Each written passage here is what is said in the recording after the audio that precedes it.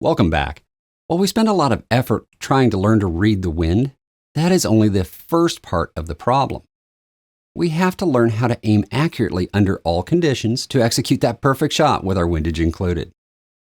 Failure to aim within the limits of what you have available to you can make a dramatic difference in your scores and accuracy. If you're shooting for groups, aiming with the wrong technique can cause your group size to double or triple. As you guys can see, my hand problem has gotten a little worse, or actually a little better.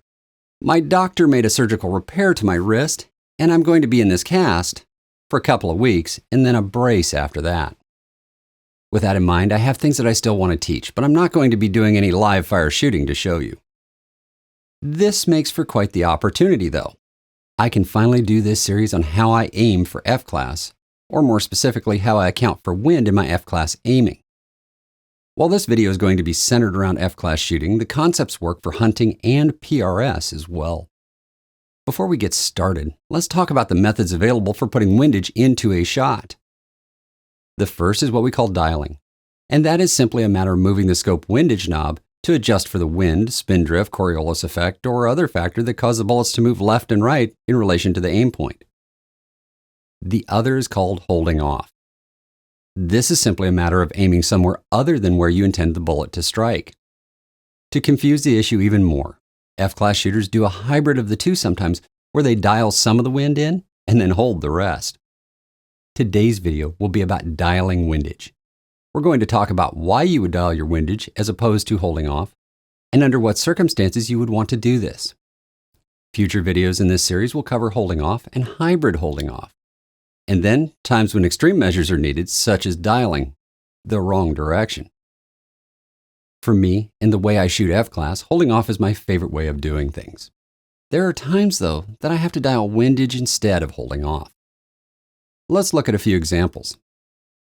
My first example is a situation where you have no landmarks on your target to hold on.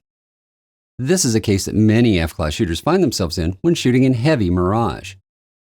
The mirage can be so heavy at times that not only can you not see the numbers on the target, but you can't see the lines either. Worse yet, there are times when the entire black is changing shape and size so rapidly that you can't tell exactly where it is. In those cases, it becomes important to have an aim point that you can identify whether you're holding correctly or not. In the example here, the target is pretty badly out of focus because the spotting scope is focused closer to me than the target. Despite that, it shows a mirage picture that I have actually seen in competition through my rifle scope. In those cases, I sometimes have to find a corner of a target or a high contrast mark where I can aim. Once I find that high contrast spot, which could be the entire black of the target bracketed between elements of the reticle, the target number board, a weed on the berm, or a corner of the target frame, I am now in a situation where I must dial windage in, as holding off loses my aim point. So when else would I want to dial windage? Well, I want to dial windage when the wind is steady and I have a good target picture. In those cases, it is better to be aiming inside the X-ring and favoring left edge versus right edge of the X-ring than trying to figure out what 1.5 inches of deflection is within the 6 ring or off the edge of the target.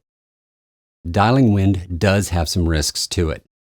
I know I've done it, and I've seen far too many other people do it. If you haven't done it, you are special in your own special way and just waiting your turn. What am I talking about?